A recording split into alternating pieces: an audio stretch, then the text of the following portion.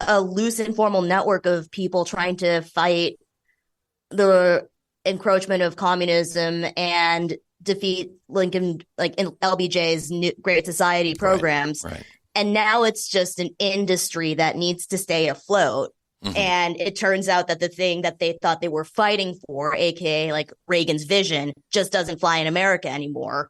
And so they're like, well, we got to go this way now.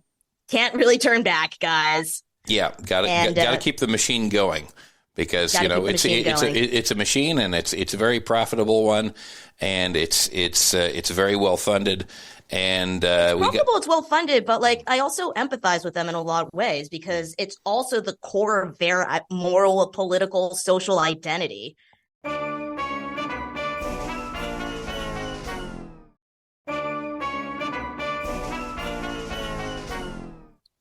It is like it was hard for me to kind of detach myself from that movement.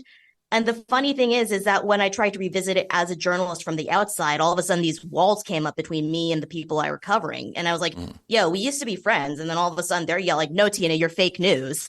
And I'm like, I just want to know what's going on, guys. Yeah.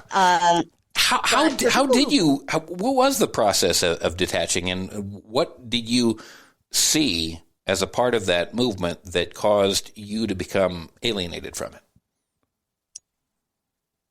It happened after I graduated. It took me about like 10 months or so. And contrary to what people may believe, it was not Tucker Carlson who alienated me from the movement. I was at the Daily Caller for a while, connected to them by that mentor I was telling you about earlier. Yeah.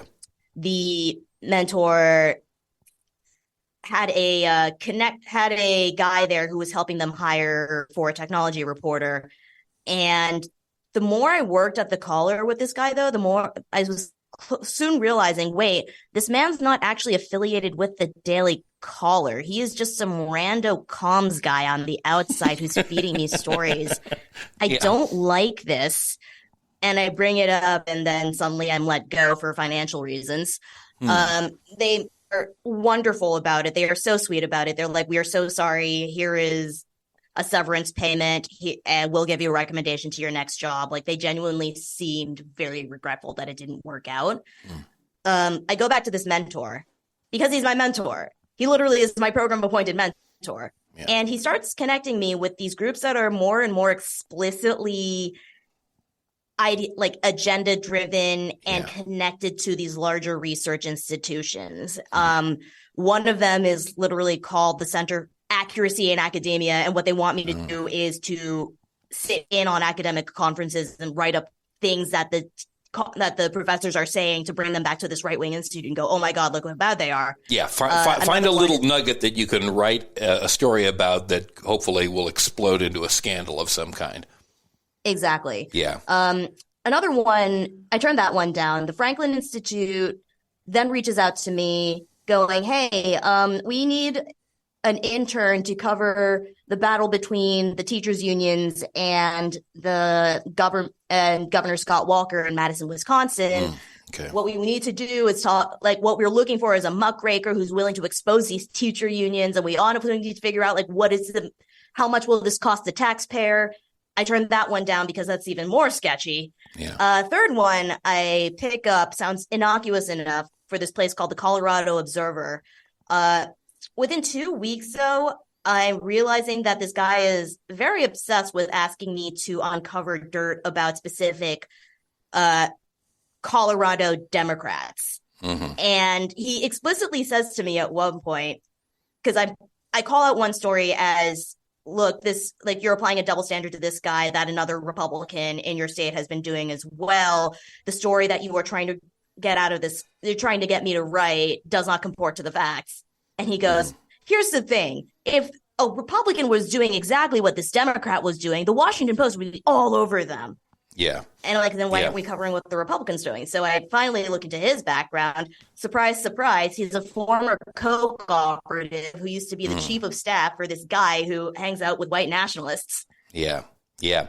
And at that point, I'm like, screw this. I'm done. I am so done with this. I don't have any student debt, thank God. I torched my life, moved to New York. I I'm like, I'm forgetting that any of this ever happened, and I'm just gonna pretend that I'm just gonna go be a normal journalist over here That now. that that And that took a lot of bravery.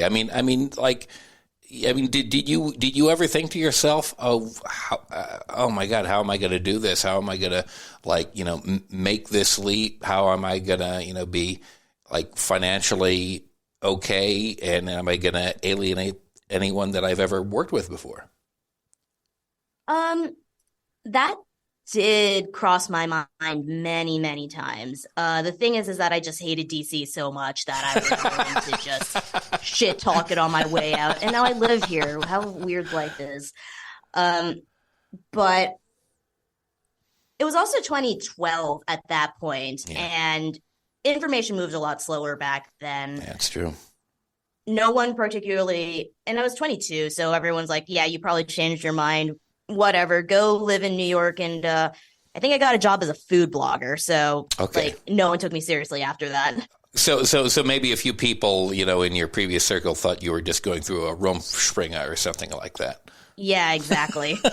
Like, yeah, she couldn't hack it in DC. Whatever. Have fun, like vomiting foie gras all over 56 over West 56th Street.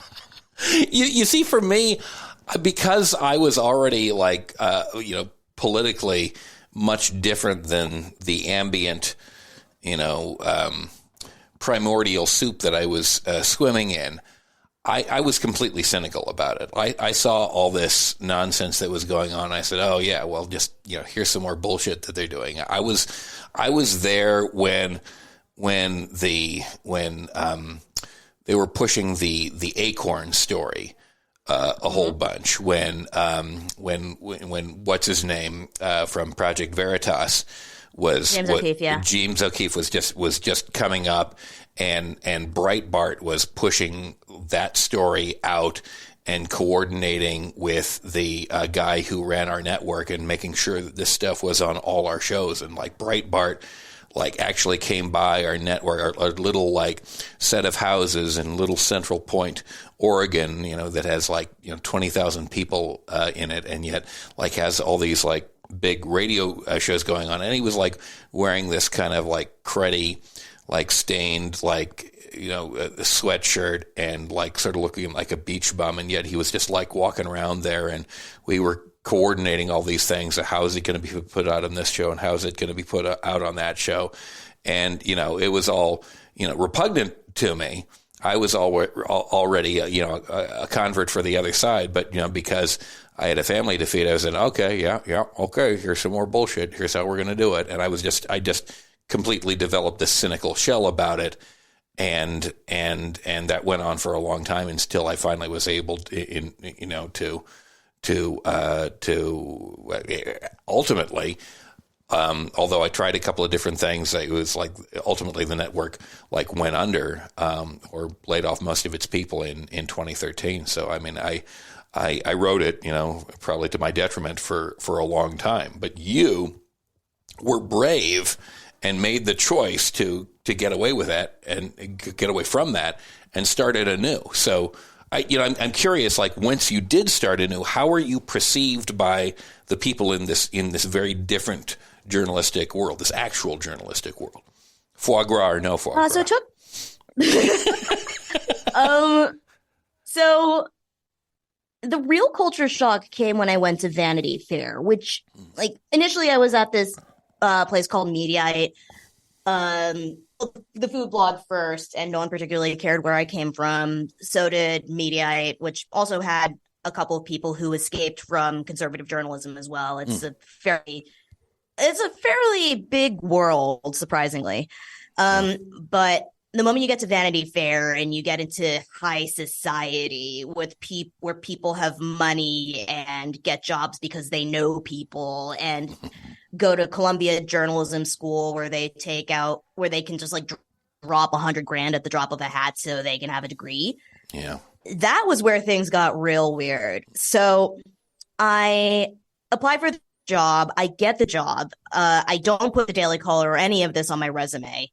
I walk through the door and I feel essentially like a street urchin in The Devil Wears Prada. And pardon me, sir. yes, thank you, sir. Thank you for your scraps. May I please have some more? More? No.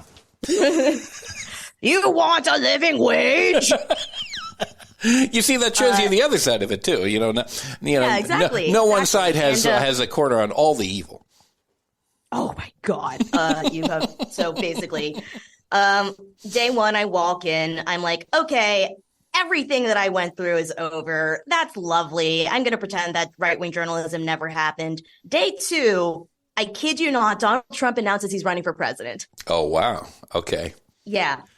And throughout the next year, I'm suddenly starting to realize that all of my observations that I'm making out loud in the office about Trump winning and Trump getting a big chunk of people to follow him based off this populist message is just like anathema to the way that the rest of the office understands the world. Like, people are just staring at me whenever I say, you know what, there's actually a lot of anger in America. Yeah. I think that Trump could seriously win this. And they're like, oh my God, go back to your, like...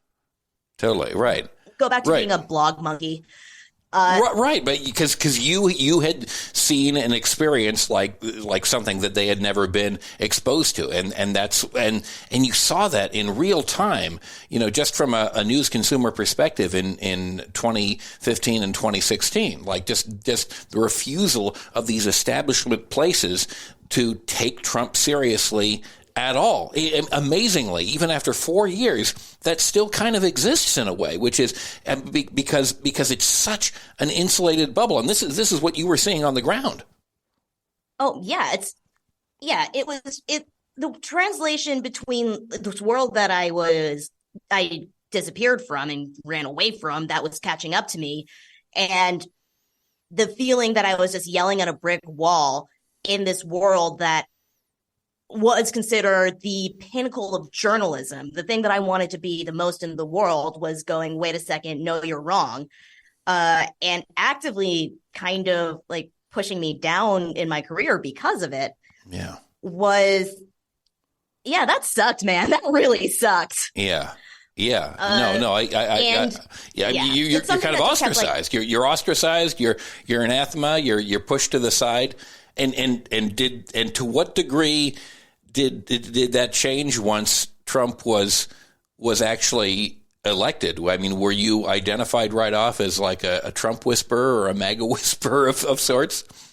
Yeah, they kind of went, wait a second, you were calling this, you were like, I think there was one moment we were talking about this list that Vanity Fair publishes every year called the New Establishment List. And they talk about the 100 most like powerful up and coming people in media and politics and whatever. And this is 2016 and I'm saying Steve Bannon. And they're like, what? Oh my God, no, he's an internet man.